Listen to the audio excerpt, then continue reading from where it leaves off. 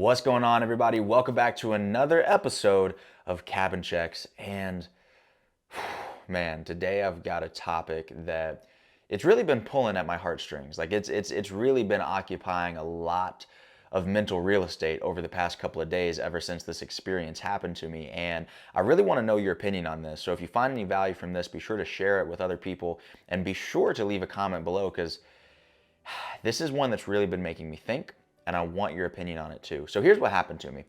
I walked into the gym, and this gym that I walked into, this is just a couple of days ago, I walk in there and all the cardio equipment is right up front.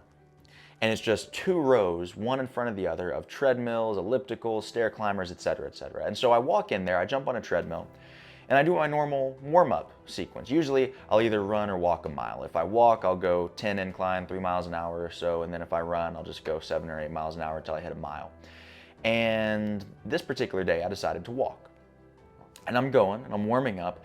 And what's interesting about the way that this gym is laid out is that all of the televisions in the entire gym are all right there in front of the cardio equipment, which makes sense because you're probably not going to be watching TV if you're pushing 405 on the bench press. But if you're walking on a treadmill, then it makes a lot more sense to be entertained by watching TV as you go. And so I look up at the television screens, and there's probably 20 of them just in this little cardio section, and they're mounted up on the ceiling. And I look at them and I notice that there's only two types of programming that's being played. The first type is sports. Now, this is only a couple of days after the Super Bowl, and so most of the TVs had these sports programs on where they were recapping the Super Bowl. And what I thought was interesting was they only focused on the plays and the moments that would elicit the most emotional responses from the audience. And so, of course, if you watched the Super Bowl this year in 2023, you saw the Chiefs and the Eagles, and you saw that last minute hold that the Eagles had on the Chiefs. And I don't even remember who it was. I didn't watch the game, to be honest with you, but I saw all the highlights. And that put the Chiefs in field goal range. They kicked the field goal, they made it, they won because of that. And so that one play elicited so many emotional reactions from people, and that's what they kept going back to. That's what all the talk shows wanted to discuss. And I thought about it, and I said, isn't it strange how grown people can have so much mental real estate taken up by their sports teams? And I think what's happening is the organizations that control the different sports are tapping into a very natural human psychological desire, which is we want to feel like we are a part of a group, of a pack, right? We want to feel like we belong to a certain group. And so a lot of us start identifying with these sports teams. And because we identify with them and we feel like we share ownership in that, and what that team is doing and their successes and their failures, all of a sudden now we are emotionally invested in what happens with that sports team. And so all these different shows are on, and they're talking about all the biggest highlights, the most contentious plays, the most contentious calls by the referees. And so many people, I'm looking around while I'm on the treadmill, and all these people are just dialed in watching this programming. I said, man, that's really interesting. And then, of course, you look around and you think, man, this is a whole economic ecosystem, because how many people bought tickets to the game? How many people bought the jerseys? How many people bought the memorabilia? How many people have been watching on television for that game? And then the ad revenue from the advertisers that did the Super Bowl commercials. Like, you start to think about this, not to mention the owner of the team, the player contracts. There's such a massive ecosystem and economic engine that's behind all of this stuff. And you've got to imagine that the reason that so much money is poured into it is because it's captured the hearts and minds of America. Because so many people's attention is captured by sports. This is what influencers are just now figuring out, that if you can capture the attention of people, then you can control the direction and the flow of the money. And if you control the direction and the flow of the money, then you really control the people to a very large extent, because you can prevent them from moving and being fluid with their socioeconomic status. That's a whole other video. But the point is, it's a very emotional game. It's a very emotional, where we're grabbing at people's emotions when we're showing these sports highlights. But what I thought was interesting was that all of the televisions that were not tuned to sports programming were tuned to politics. And they had a couple TVs that were on Fox News and a couple of TVs that were on CNN. And I said, man, if you're not just completely engrossed and locked in with the sports stuff, you're probably engrossed and locked in with the political stuff. I said, isn't that interesting? Because I certainly know people on both sides of the political aisle, left, right, doesn't matter, but they play identity politics. And they're not really interested in hearing what other people have to say and being open-minded and willing to change their mind about certain issues. What they're interested in is a self-imposed confirmation bias. So if I'm on the right, I probably only watch Fox. If I'm on the left, I probably only watch CNN. And I'm emotionally invested because I have integrated these beliefs and philosophies and ideologies into my own self-concept, into my own self-worth. So I believe that because I believe X, Y, and Z about politics, about the government, about whatever it is, that makes me a good person. And so there's this strong emotional reaction when we think about politics. Even people who claim to be independent, most of the time, what they really mean is I've picked and chosen what I believe works for me and what I tend to believe in from both the left and the right, but I'm still going to fight for what I think and not try and change my mind. That's what most independents are really thinking like, right? And so I said, man, all of this programming that is in front of us right now, whether it's sports or politics, is meant to capture our attention. It's meant to elicit an emotional response. It is meant to keep us locked in and focused on all of this stuff, right? This external stuff, the sports, the politics, all this nonsense, right? And then what happened? Then a commercial came on. Then a commercial came on, and some giant billion-dollar company tried to interrupt that flow of attention and sell me something. And I said, man, isn't it strange how you're trying to sell me something so that you can get a dollar that didn't even exist 3 or 4 years ago, most likely? Because we know that over 50% of the money supply was printed since the year 2020. And so this dollar has no intrinsic value to it. There's no gold backing it. There's no hard asset that's behind it. It's literally a piece of paper that has gone through a particular production process in a printing press. And we have assigned it value, but it has no real tangible intrinsic value. But most of us work 40, 50, or 60 hours a week to go get a couple of those dollars and then go spend them on whatever the television has convinced us we need. And most of the time, what the television convinces us we need, or social media, or what have you, or our friends, or our influences, etc. What those things influence us to make us think that we need are other things that increase our perceived status. Isn't that crazy?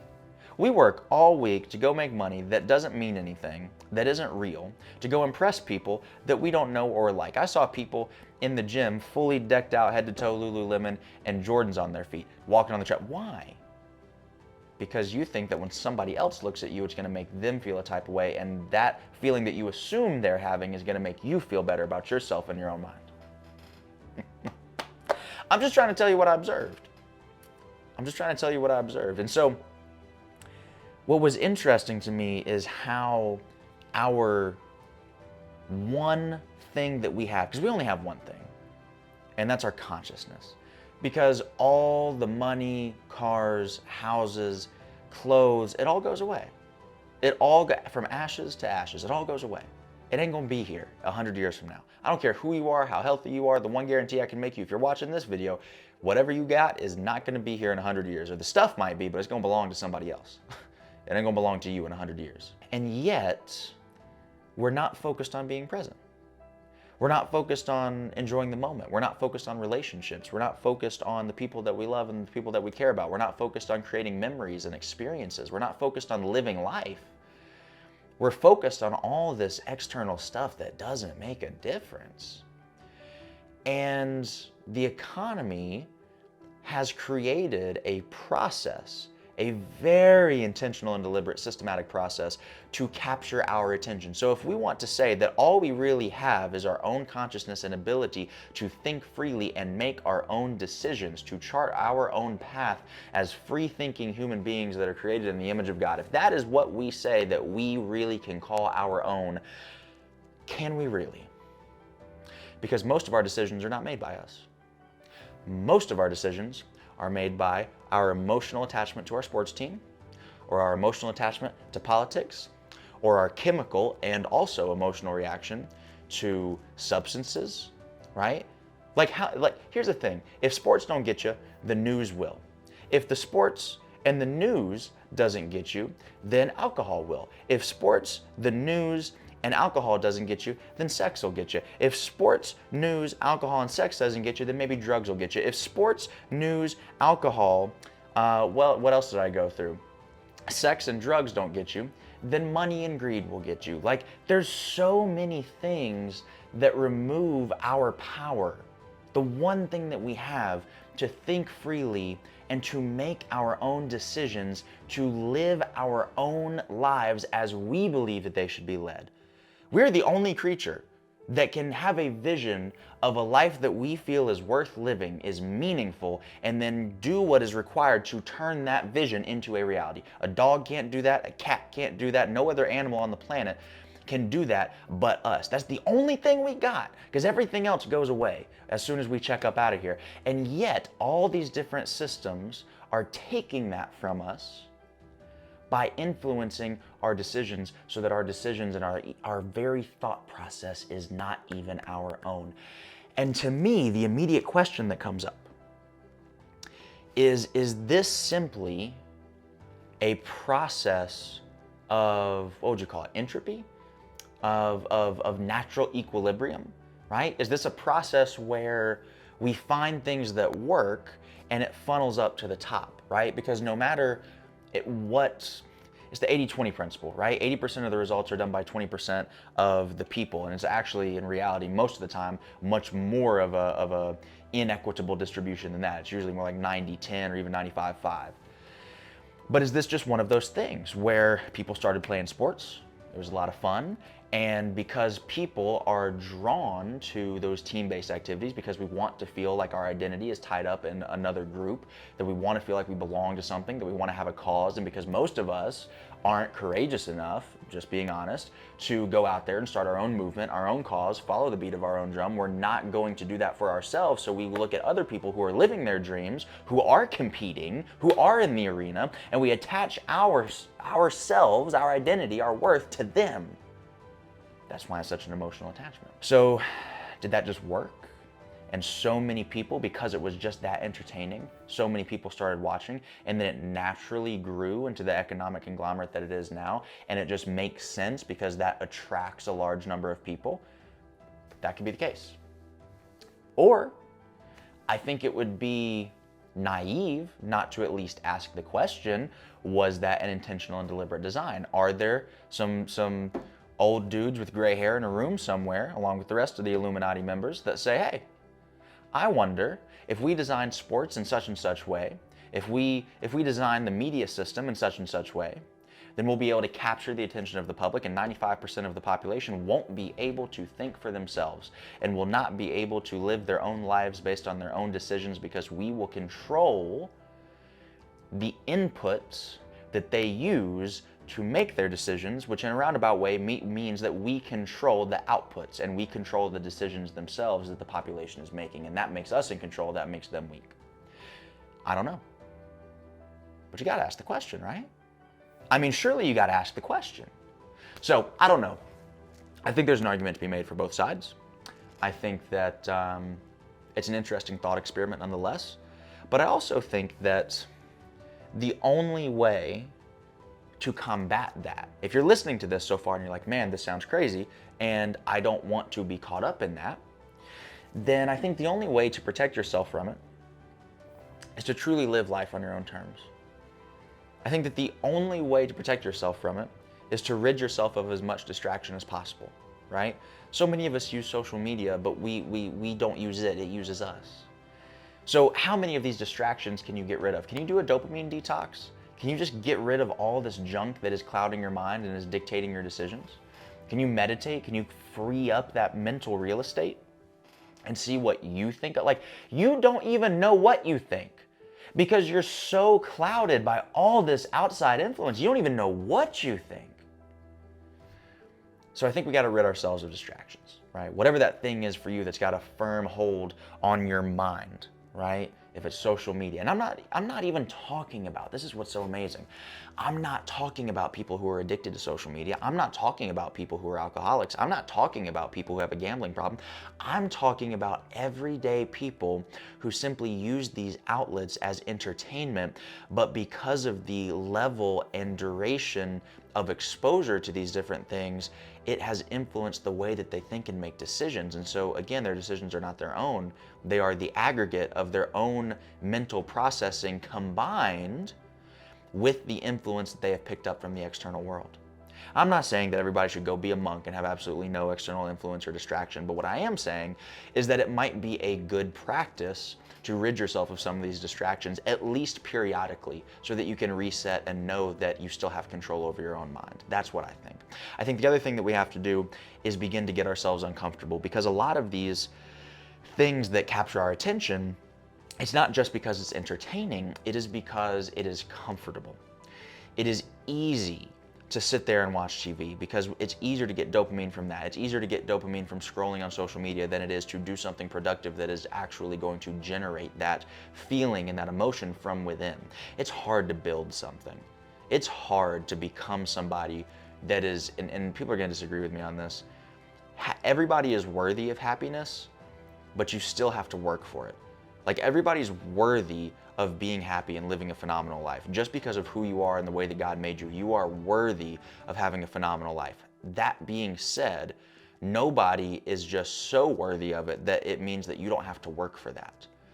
Like, there's a lot of people who are unhappy by their own doing, but it's more comfortable to sit there and watch sports on television than it is to go to the gym and work out, so that you can actually have something to feel good about. You can feel good about yourself because you earned it, not because some self-help book told you that you should feel good about yourself just the way you are. No, you shouldn't, because you're not done yet. You haven't fulfilled your potential yet. You haven't helped all the people that you can help yet. You haven't influenced all the people that you can influence yet. So you shouldn't feel that good. You shouldn't feel bad, but you shouldn't feel like you're done either.